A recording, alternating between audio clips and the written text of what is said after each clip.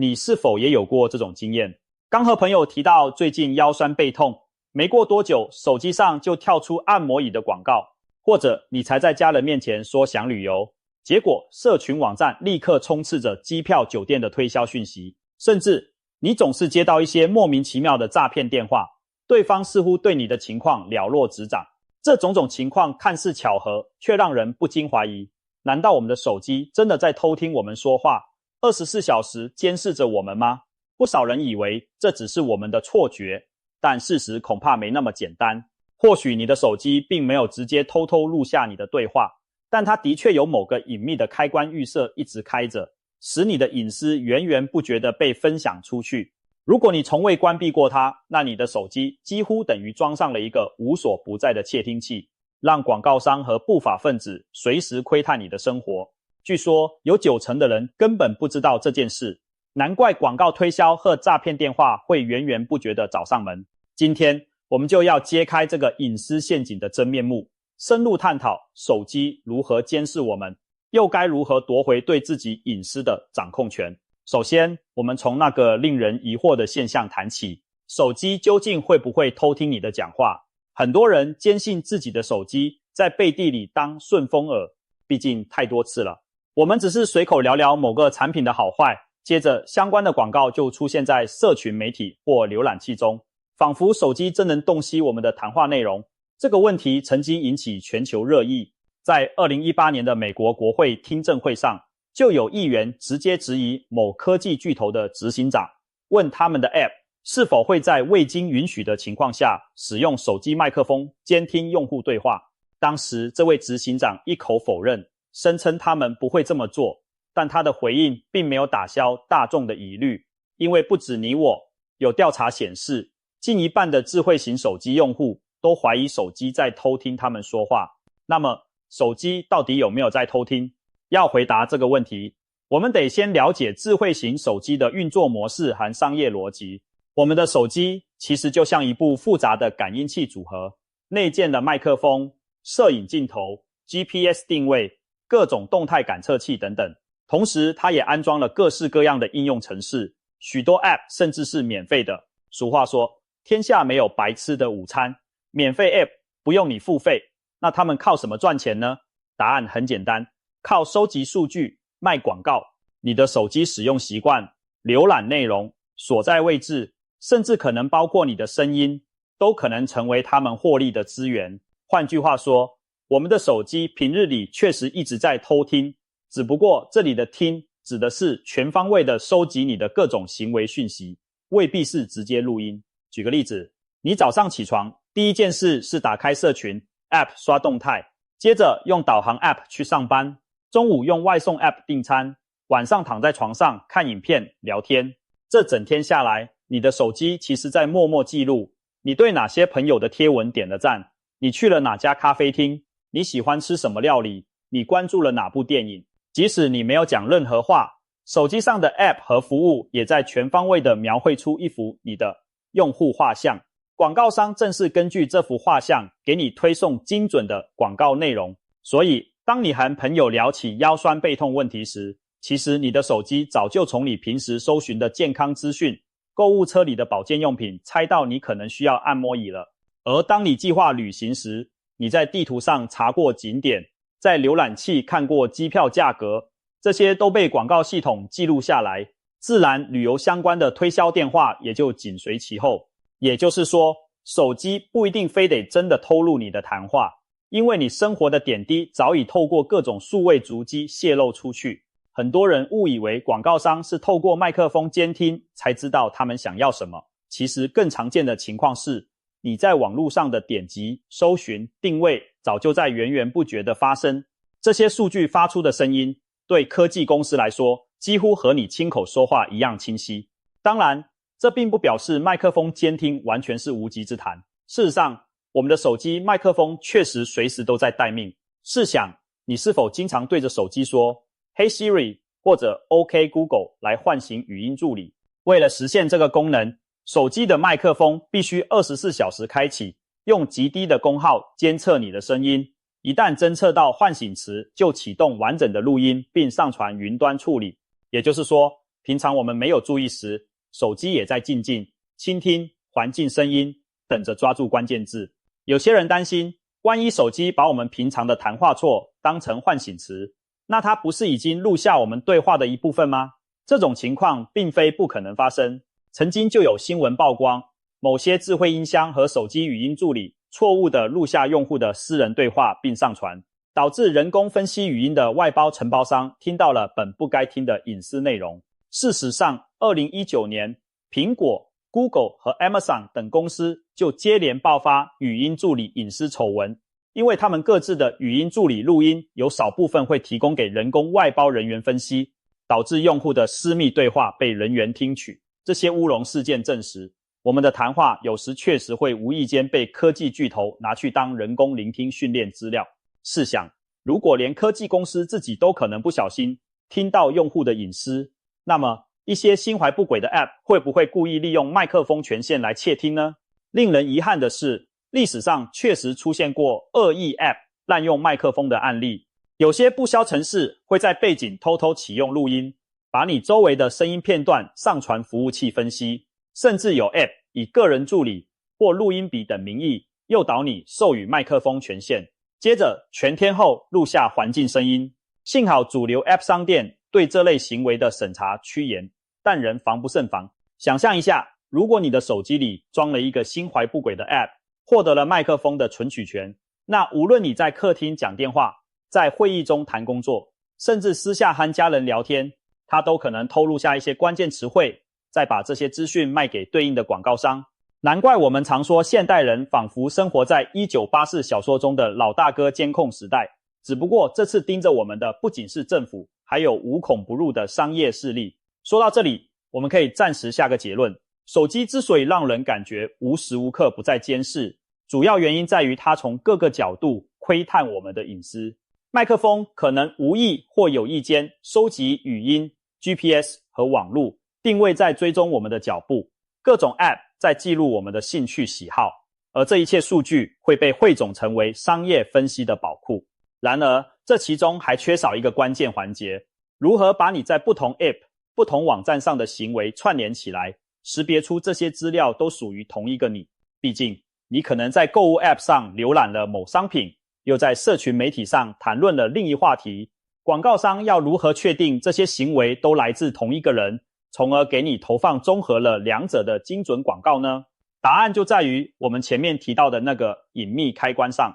这个开关叫做广告识别码 Advertising ID。 也许你从未听过它，但它就在你的手机里，像一张隐形的身份证，默默标记着你。对 iPhone 来说，它被称为 IDFA， 在 Android 系统中则叫做 Google 广告 ID。 不管名字怎样，作用都一样，它会给每部手机分配一个独一无二的代号，方便广告商和资料分析公司追踪用户行为。举例来说，当你使用某款免费天气 App 时， App 里可能嵌入了广告 SDK 广告软体模组，它会读取你的广告识别码，然后告诉广告服务器代号 XYZ123 的这个用户现在打开了天气 App， 而且位于台北市。接着当你又开启一个新闻 App 时，里面的广告 SDK 同样会上报代号 XYZ123 正在阅读旅游相关的新闻。如此一来，不同 App 中的广告系统就能彼此交换资讯，拼凑出代号 XYZ123 这个用户近期的兴趣和活动。最后，你在社群 App 中刷到的广告就精准反映了这位 XYZ123 先生、女士在各处表现出的需求和偏好。可怕的是，在这个过程中，广告商根本不需要知道你的真实姓名，或直接偷听你的谈话，你的行为数据本身就已经会说话，而广告识别码就是让这些数据说同一种语言，彼此对话的关键。它相当于把你在各处的数位足迹都贴上同一标签。广告商一看这标签，就知道，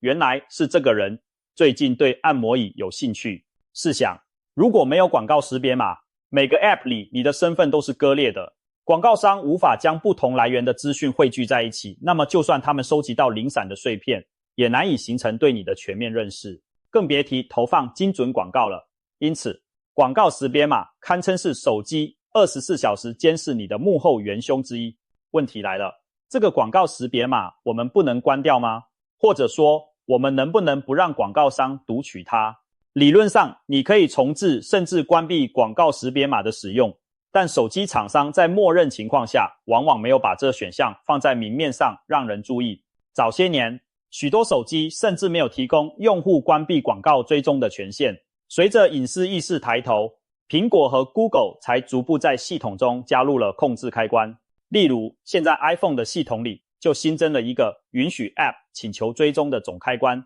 至于 Android 手机的 Google 服务设定中，也提供了退出个人化广告这样的选项。然而，这些开关通常预设都是开启或允许状态。换句话说，大多数人拿到新手机，登录账号开始使用时，就已经默默同意让广告识别码被各种 App 读取。如果你从没特别去检查或更改过，那么很可能到现在，你的手机还在不知不觉地出卖你的隐私。在此之前，我们也看到业界和监管机构开始行动。苹果在2021年推行的新政策要求 App 取得用户许可才能追踪，用户大多选择拒绝，让脸书等依赖广告收益的公司大受打击。Google 也宣布将逐步限制 Android 的广告追踪技术。隐私保护正慢慢变成一场产业革命，但在尘埃落定之前，我们还是得先保护好自己。令人欣慰的是，我们并非全无还击之力。正如黑暗中的房间只要亮起一盏蜡烛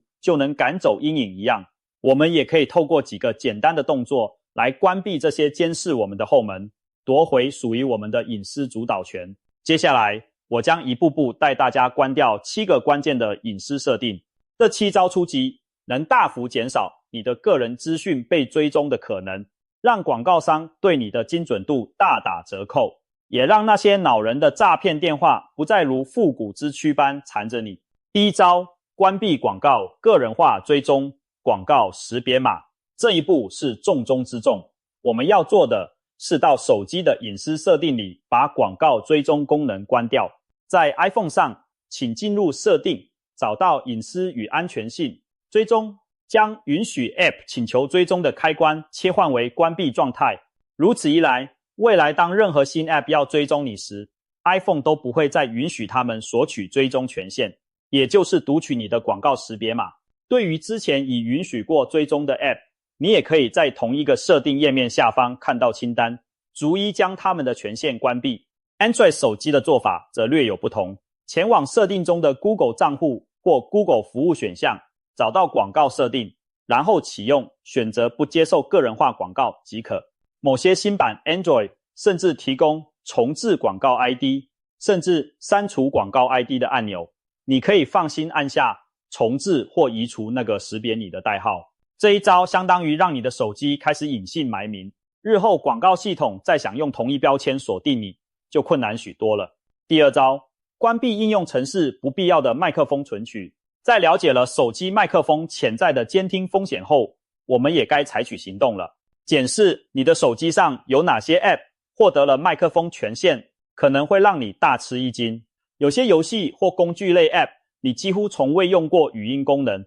但它们却堂而皇之握有开启你麦克风的钥匙。现在就请打开手机的隐私权或权限管理设定，在 iPhone 上进入设定、隐私与安全性。麦克风你会看到所有曾经请求麦克风权限的 App 列表，仔细检查，把那些你认为不需要用到麦克风的 App 通通取消授权。例如，一个纯文字记事本 App 根本无需录音，就果断拒绝它。Android 用户也类似，进入设定、隐私或应用程式管理，找到权限管理或隐私权设定，再查看麦克风权限。在那里，你同样可以看到各个 App 对麦克风的访问清单，然后逐一收回不必要的授权。透过这一步，你等于断绝了那些潜在偷听者的耳目。就算某些 App 暗中存着歪心思，如今也无计可施了。第三招，关闭不必要的定位服务。手机的定位功能是把双面刃，一方面带来便利，一方面也让你的足迹无所遁形。许多 App 在你安装时就要求定位权限，理由不外乎提供更佳的使用体验。比如天气 App 想知道你在哪里才能报当地天气。然而，其中不少 App 其实并不需要持续的精确定位，只是出于商业考量取得了这项敏感权限。然后将你的定位数据卖给第三方资料公司牟利。如果不加以控制，你的手机就变成一个行走的 GPS 发报器。为了避免这种全天候的隐形监视，我们要善用系统提供的定位权限管理工具。首先，在 iPhone 上打开设定、隐私与安全性、定位服务，你可以考虑直接关闭定位服务的总开关。不过，这会使地图等需要定位的功能无法运作，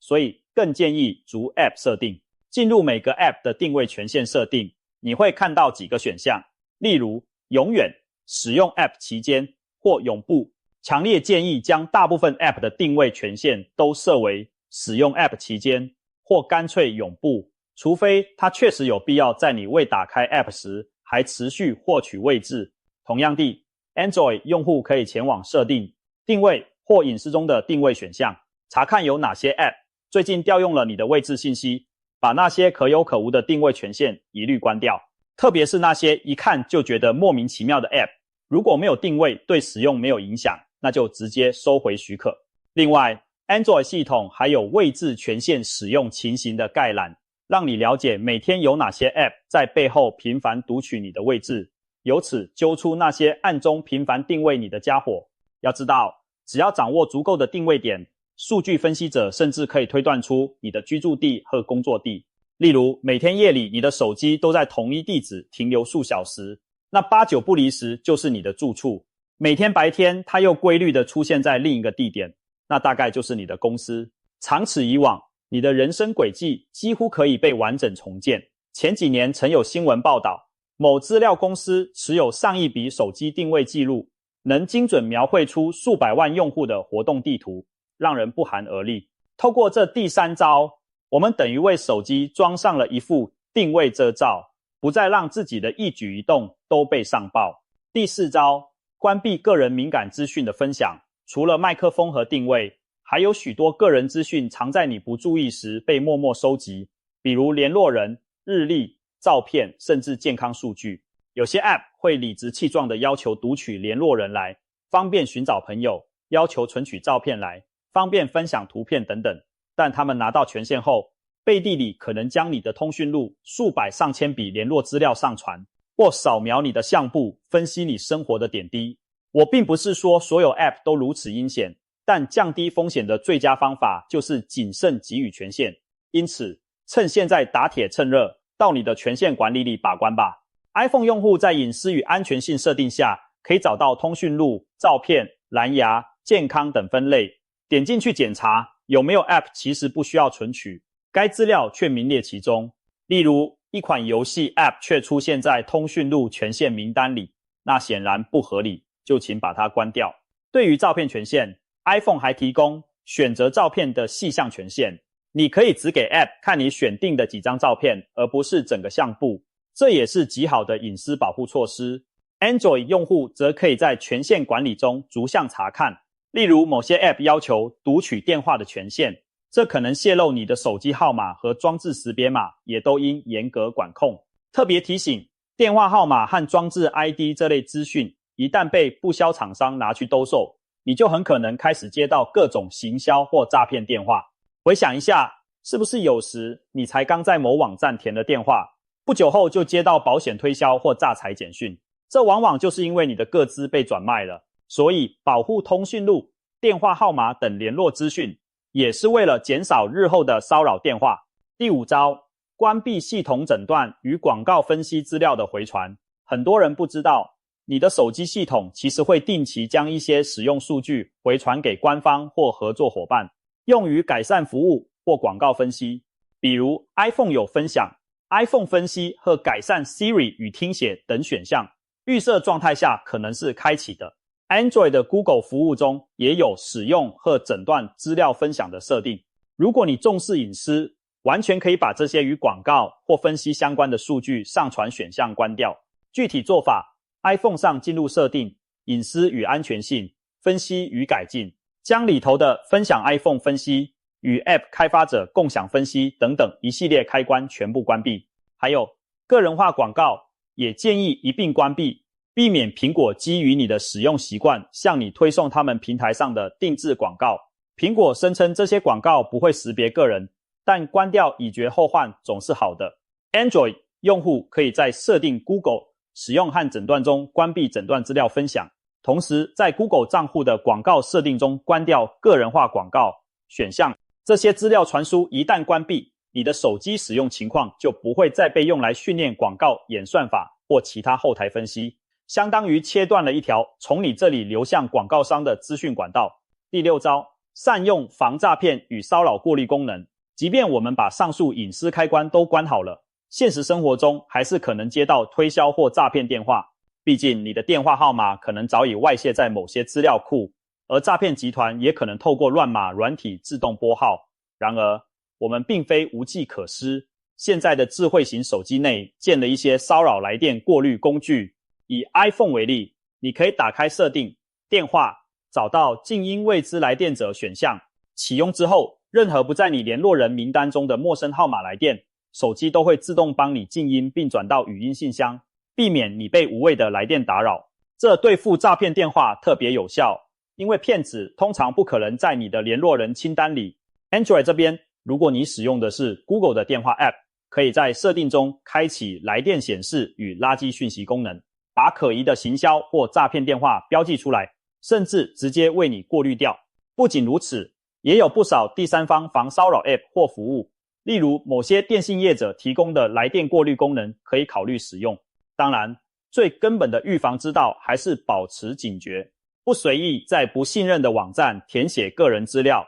不在通话中透露敏感信息。透过第6招，我们为自己筑起了一道防骚扰电话的防火墙，就算诈骗集团拨通了你的号码，也很难真正骚扰到你。第7招，定期检查并更新你的隐私设定。做完前面6招，你或许会长舒一口气，觉得万无一失了。然而，我们最后还有一件关键的事，确保这些隐私保护措施能持续生效。科技环境瞬息万变，手机系统和 App 不断更新，可能在更新后默默新增某些设定或恢复默认配置，所以养成定期自我检视的习惯非常重要。比如每隔几个月花几分钟进入各项隐私设定，看看之前关掉的选项有没有自己跳回开启。有些系统的重大更新可能会重置你的设定，同时检视 App 权限清单，是否又冒出新的 App 申请了过多权限。同样地，你也该留意一下广告识别码是否需要再重置一次，以防万一。另外，保持手机系统和安全软体的更新也是关键，因为更新往往会修补已知漏洞，可防止骇客透过漏洞进行监控。想象一下，如果有一天出现新的追踪技术，比如利用手机的其他感应器窥探用户，听起来像天方夜谭，但研究人员曾发现加速度计等感应器也能被用来推测键盘输入，甚至环境英文，我们就需要新的对策。因此，第7招讲求的是一个持续防卫的意识，不要以为一次设置就能一劳永逸，唯有不断关注隐私动态，及时调整设定，才能始终立于不被监控的主动地位。经过以上7招的层层防护，相信你的手机已经从一个泄密的叛徒摇身一变，成为你可以信赖的数位伙伴了。你或许无法100%杜绝所有数据外泄，毕竟只要使用智慧型手机和互联网，多多少少还是会留下痕迹，但至少现在你已大幅降低了被轻易追踪监视的可能性。当广告商在试图对你抛出钓钩时，他们会发现水变浑了，不再那么容易看透你的需要。同样地，当诈骗集团想对你下手时，也会因为拨不通电话或无法取得你的个资而束手无策。在这个大数据当道的时代，我们每个人都好比赤身站在聚光灯下，但透过今天的努力，你学会了如何关灯，拉上窗帘，为自己留下一块阴影之地。另外值得一提的是，整个社会也在慢慢改变对隐私的态度。欧盟也已祭出严格的隐私保护法规，来限制企业滥用用户数据。美国等地也在跟进制定相关法律。苹果公司近年来亦以保护隐私为招牌，推出多项措施打击广告追踪行为。这些改变都是好的开始。然而，再完善的规范也需要我们用户自己提高警觉，不让不法之徒有机可乘。当更多人觉醒，懂得保护自己的数位隐私，整个市场和技术的走向也会被改变。或许有一天，企业会发现精准广告不再有效，资料买卖无利可图，他们才会真正尊重用户隐私。然而在那天到来之前，我们只能先从自己做起，学会在便利与隐私之间取得平衡。希望今天的分享能帮助你重新审视手中的手机，用更聪明的方式掌控它，而不是被它牵着走。别忘了也将这些实用的隐私保护招式告诉你的亲朋好友，特别是那些对科技不甚了解的长辈们。让我们一起打造一个更安全的数位生活环境，别再让手机成为我们生活中的窃听者。从现在开始，你就是自己隐私的主人，安心享受科技带来的便利，同时也守护好属于你的每一方私人空间。有了这番武装，你再也不用担心手机在背后监视，你可以更放心地拥抱数位时代的美好了。